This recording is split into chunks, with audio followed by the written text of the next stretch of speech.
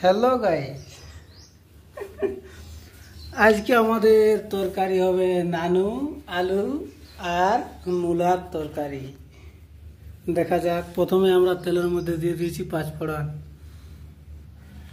তারপর আমরা দিয়ে দিলাম কাঁচা লঙ্কা কাটা এবং রসুন পেস্ট।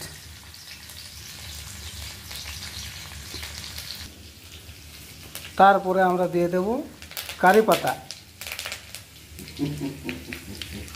অল্প ভেজে নিচ্ছি।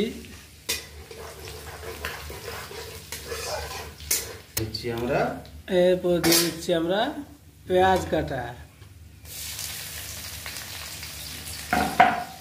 এবারে এই সমস্তগুলোকে একসাথে হালকা একটু ভেজে লাল করে নেব।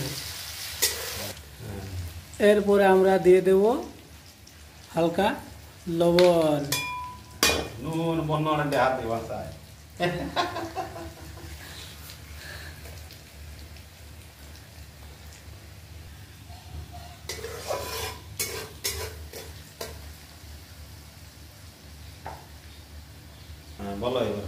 এরপরে আমরা দিয়ে দেব আলু কাটা, নানুয়া কাটা এবং মূলা কাটা।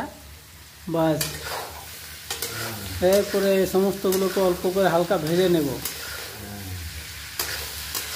ওইখান থেকে সরাবো মা। হ্যাঁ, ঠিক আছে।